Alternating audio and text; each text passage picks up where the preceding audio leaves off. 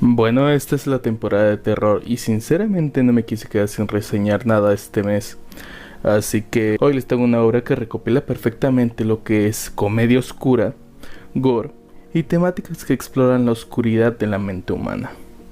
Señores y señores, Frankenfran. El primer escenario que se nos revela es una carretera oscura en la cual está manejando una limusina, donde dentro de ella está un hombre trajeado bastante angustiado, el cual al parecer ha gastado demasiados recursos en ubicar a una persona de nombre Madaraki. Esto es donde lo ha llevado, una montaña desierta con una mansión prácticamente abandonada a primera vista. Al acercarse a la puerta son recibidos por un adolescente con unas costuras enormes notables por todo su cuerpo. Esta los recibe y los invita a pasar a su mansión, mientras les informa que el Dr. Madaraki que están buscando no se encuentra actualmente en la mansión. Sin embargo, se ven bastante anerviados por el sentimiento de estar siendo observados en los pasillos de aquella oscura mansión. Tras llegar a una sala de estar y sostener una conversación con esta joven chica llamada Fran, se nos ha revelado el por qué es tan importante para este hombre encontrar a Madaraki. Resulta ser que Madaraki era un doctor bioquímico de la Segunda Guerra Mundial, un hombre de apariencia perturbadora y misteriosa, un hombre que simple y llanamente te ponía nerviosa su sola presencia. Un hombre apodado como la telaraña por su conocimiento de distintas ramas de la medicina, siendo expertos en cada una de ellas, aprendiendo de cada uno de sus viajes y sus estancias en diferentes países. Un hombre que ha dedicado su vida a la medicina y se ha hecho un hombre a base de poder curar lo incurable, y a la vez siendo reconocido por los perturbadores experimentos que ha hecho. La razón por la que este hombre busca a Madaraki de manera tan energética es porque su hijo tuvo un accidente automovilístico al momento de esquivar a unos pobres civiles, dándonos una escena conmovedora del padre llorando la muerte de su hijo, revelando que su intención al buscar a Madaraki es porque había escuchado rumores de él, rumores de que era capaz incluso de curar la misma muerte. Pero decepcionado de no encontrarlo, procede a intentar retirarse, a lo que es detenido por un grito de Fran, diciéndole que este es un asistente personal del doctor, conocedor de todas las técnicas de que ha aprendido de manera disciplinada durante todos estos años. Pero esta información se nos es cortada abruptamente cuando los glóbulos oculares de Fran salen de sus cuencas, cayendo en la taza de café que había servido anteriormente. Esto tomando por sorpresa al hombre y a su asistente, los cuales salen aterrados de la sala de estar, llamando a Fran un monstruo. Pero cuando iban de camino a la salida son interrumpidos por una voz. Esta era proveniente de un hombre quimera, una bestia con cabeza de humano. Son sorprendidos con que un montón de monstruos están escuchando su conversación. Aquí se nos es revelado que Fran es un constructo del doctor, otro de sus experimentos. Para ser más exactos, Fran es la culmine de sus experimentos, cirujana experta y profesional bioquímica al igual que su padre. Después de esta aterradora situación, el hombre al final acepta el trato con Fran, dejando en sus manos la resucitación de su hijo mientras salen aterrados de aquella mansión. Una vez pactado el trato, somos trasladados al laboratorio personal de Fran, donde ésta está reflexionando qué clase de métodos empleará para resucitar al hijo de este hombre. Este monólogo lo tiene junto a Okita, que es el hombre quimera que mencioné antes, un hombre joven en el cuerpo de un gato. Al parecer este fue salvado y revivido por el propio Madaraki, siendo un amigo cercano de Fran. Este está discutiendo con Fran acerca de cómo su nuevo cliente no les da mucha confianza, puesto que siente que está mintiendo en alguna parte de su discurso. Fran ignora esto, puesto que está conmovida por el discurso de aquel hombre. Mientras tiene esta discusión con Okita, se le ocurre un gran plan de cómo revivir a esta persona. En eso somos trasladados abruptamente a la habitación del padre, donde se nos revela que Okita tenía razón, ya que el padre había orquestado el asesinato de su propio hijo. Esto porque su abuelo había heredado el 90% de su fortuna al hijo, dejándola a él sin nada. Lo malo es que al matar al hijo antes de recibir la fortuna, esta sería trasladada al estado al no estar la persona viva. De ahí nacía su urgencia por querer revivir a su hijo. Pero esta alegría no le duraría mucho, puesto que Fran irrumpe en la habitación emocionada de poner su plan en marcha. Somos trasladados a una nueva ubicación, un cuarto de refrigeración donde se nos revela el cadáver del hijo. Fran está emocionada de ver la perfecta conservación que tenía el cadáver, felicitando al padre por saber cómo mantenerlo. Fran se apura a empezar la operación, esteriliza la zona y prepara una camilla improvisada. Pero sorpresivamente le aplica una anestesia al padre, ya que pensaba usarlo para la operación. Apenas dormido el padre, nos presentan una escena muy detallada del proceso quirúrgico. Vemos cómo Fran extrae el cerebro, pero esto no solamente es violencia por pura barbarie. Esto tiene un motivo, ya que el hijo, al estar varios días muertos, su cerebro ya no podía ser resucitado de una manera tradicional. Tenía que usar una batería externa, y el cerebro del padre era la herramienta perfecta. Después de varios días, el hombre por fin despierta, con un dolor de cabeza horrible, pero más importante que eso, escuchaba una voz que parecía venir de su cabeza, pero no de adentro de ella. Entonces se nos revela su nuca, y donde antes debería estar la parte trasera de su cabeza, ahora había un rostro. El rostro de su hijo.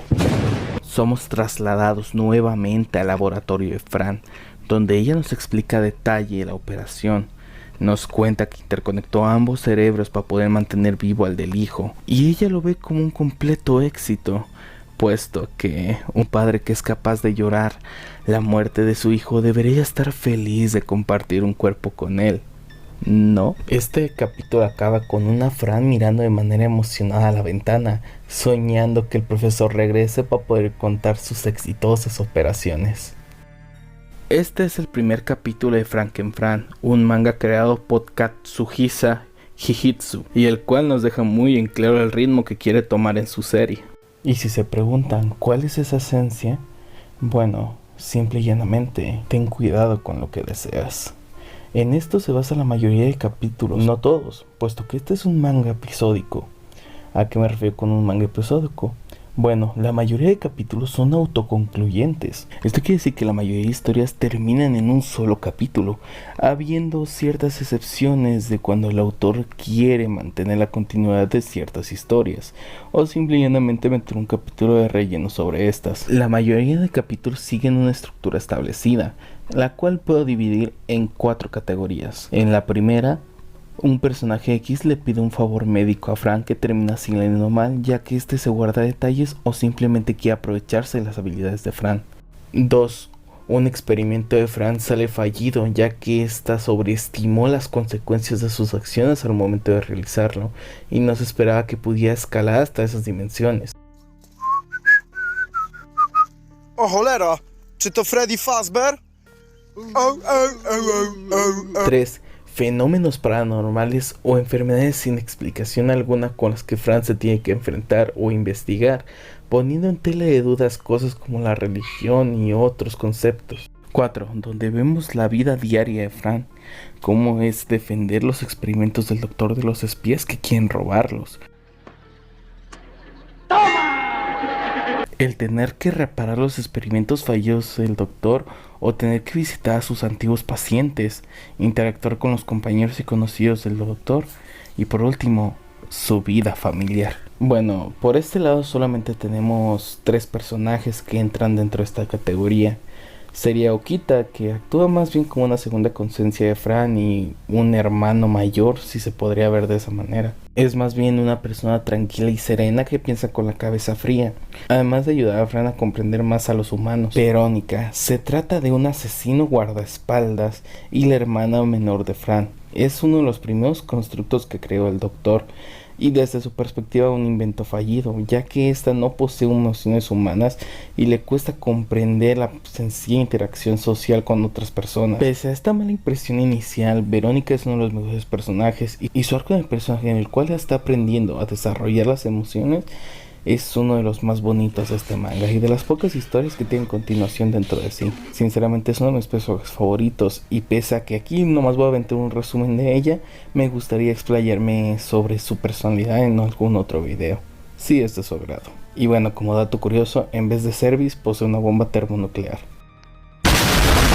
Gabriel Es la hermana mayor de Fran y de Verónica, y es un fallo experimental en toda norma. El propio Madaraki se quiso deshacer de ella, pero escapó antes de que pudiera eliminarla. Ahora le guarda rencor a Fran y a Verónica por ser prototipos funcionales a diferencia de ella y ser las preferidas del doctor desde su propia perspectiva.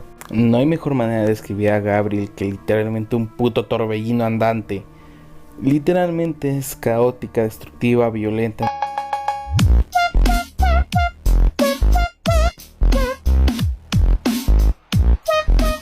Esta es la razón por la cual Madaraki la considera un error, puesto que es una sed de sangre inagotable, violencia desmedida, y todo esto lo hace por mero gusto, por mero placer. Es más, ella sí comprende las emociones humanas, pero simple y llanamente les chupa un huevo, lo cual la hace genial. I don't know what this is, but it's kinda hot.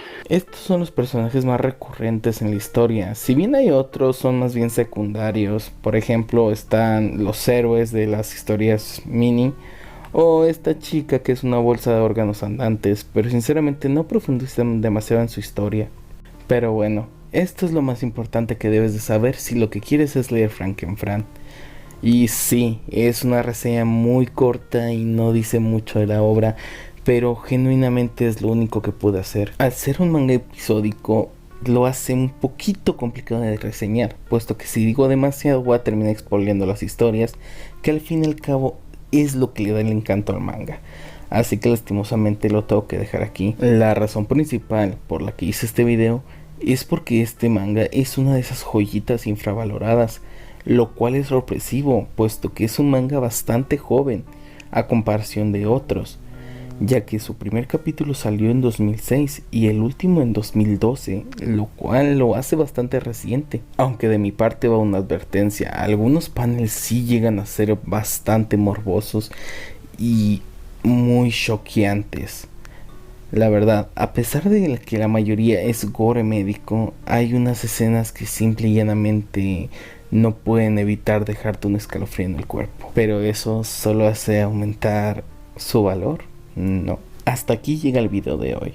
Simplemente quise hacer un video de recomendación para este mes del terror. Pero si hasta esta parte, te agradezco. Yo fui Dazu y nos vemos para la próxima.